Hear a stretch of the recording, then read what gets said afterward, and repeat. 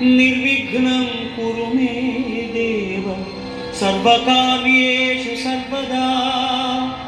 ಶ್ರೀರಾಮನ ಸತಿ ಸೀತಾಮಾತೆಯನ್ನು ಅಪಹರಿಸಿದ ಲಂಕಾಧೀಶ ರಾವಣನಿಗೆ ರಾಮದೂತರು ಲಂಕೆಗೆ ತೆರಳಿ ಪರಿಪರಿಯಾಗಿ ತಿಳಿ ಹೇಳಿದರೂ ಅವರ ಯಾವ ಒಪ್ಪಂದವನ್ನು ಒಪ್ಪಿಕೊಳ್ಳದ ರಾವಣನು ನನ್ನೊಡನೆ ಯುದ್ಧ ಮಾಡಿ ಸೀತೆಯನ್ನು ಬಿಡಿಸಿಕೊಂಡು ಹೋಗಲು ಹೇಳಿ ಆ ನಿಮ್ಮ ಶ್ರೀರಾಮನಿಗೆ ಎಂದು ರಾಮದೂತರಿಗೆ ಹೇಳಿ ಕಳಿಸುತ್ತಾನೆ. ಆಗ ಶ್ರೀರಾಮನು ವಾನರ ಸೈನ್ಯದೊಂದಿಗೆ ಯುದ್ಧಕ್ಕೆ ಸನ್ನದ್ಧನಾಗಿ ಬರುತ್ತಾನೆ.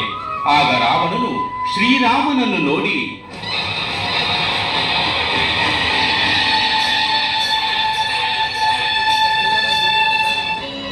ಓಹೋ, ನೀನೆಯೋ ಶ್ರೀರಾಮ? ಹೊಸುಳೆಯಂತೆ ಕಾಣುವ ನೀನು ನಾನು ಕಳಿಸಿದ ಅತಿರಥ ಮಹಾರಥರನ್ನೆಲ್ಲ ಸಂಹರಿಸಿದಿವಿ ಎಂದರೆ ನೀನು ಪರಾಕ್ರಮಿಯೇ ಸರಿ. ಆದರೆ ಈ ದಶಕಂಠ ರಾವಣನನ್ನು ಸಂಹರಿಸುವುದು ಅಷ್ಟು ಸುಲಭವಲ್ಲ. ಸುಮ್ಮನೆ ನನ್ನೊಡನೆ ಹೋರಾಡುವ ಸಾಹಸ ಮಾಡಬೇಡ, ಹೊರಡು ಇಲ್ಲಿಂದ. ರಾವಣ, ರಣರಂಗಕ್ಕೆ ಹೋರಾಡಲು ಬಂದ ಕ್ಷತ್ರಿಯ ಬೆನ್ನು ತೋರಿಸಿ ಓಡಿ ಹೋಗುವುದಿಲ್ಲ.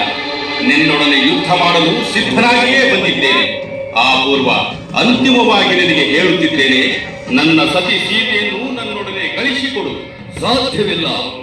ನಿನಗೆ ಫಲವಿದ್ದರೆ ನನ್ನೊಡನೆ ಹೋರಾಡಿ ಗೆದ್ದು ನಿನ್ನ ಸತಿಯನ್ನು ಬಿಡಿಸಿಕೊಂಡು ಹೋಗು. ಸರಿ, ಹಾಗಾದರೆ ನೋಡು ನನ್ನ ಬಾಣದ ರುಚಿಯನ್ನು.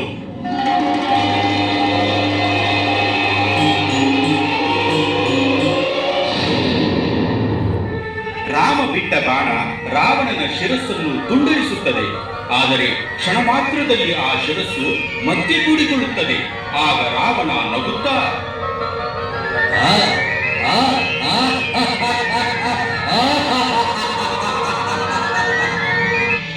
ನೋಡಿದೀಯಾ ಶ್ರೀರಾಮ ಈ ಲಂಕಾಧೀಶ ರಾವಣನ ಸಾಮರ್ಥ್ಯವನ್ನು? ಮುಂದುವರಿಸು ನಿನ್ನ ಶರಪ್ರಯೋಗದ ಉಚ್ಚಾಟವನ್ನು. ರಾವಣ, ಅಹಂಕಾರದಿಂದ ಅಪ್ಪರಿಸಿ ನಗಬೇಡ. ಈಗ ಎದುರಿಸು ನಾನು ಬಿಡುವ ಈ ಬಾಣವನ್ನು.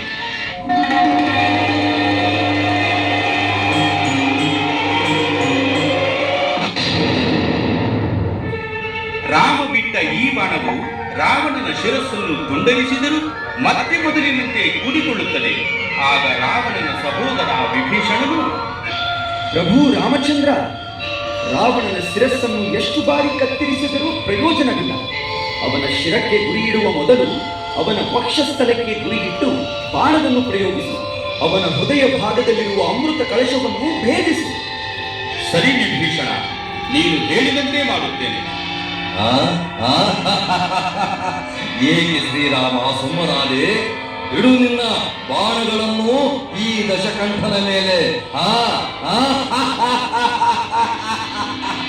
ಬಿಡುತ್ತೇನೆ ರಾವಣ, ಬಿಡುತ್ತೇನೆ. ಅನವರತ ಸತ್ಕರ್ಮಗಳ ನಡೆಸಿ ಸದ್ಧರ್ಮದಲ್ಲಿ ನಾನು ನಡೆದಿದ್ದರೆ, ಪಿತೃವಾಕ್ಯ ಪರಿಪಾಲನೆಯಲ್ಲಿ ನಾನು ನಿಸ್ವಾರ್ಥದಿಂದ ನಡೆದಿದ್ದರೆ, ಮುನಿಗಳ ಯಜ್ಞ ಕಾರ್ಯಗಳನ್ನು ರಕ್ಷಿಸಿದ್ದರೆ, ಕಾಯ ವಾಚ ಮನಸ ಏಕಪತ್ನಿ ವ್ರತಸ್ಥನಾಗಿದ್ದರೆ, ಈ ಬ್ರಹ್ಮಶರದಿಂದ ದುಷ್ಟ ಸಂಹಾರವಾಗಿ ಲೋಕ ಕಲ್ಯಾಣವಾಗಲಿ, ಲೋಕ ಕಲ್ಯಾಣವಾಗಲಿ.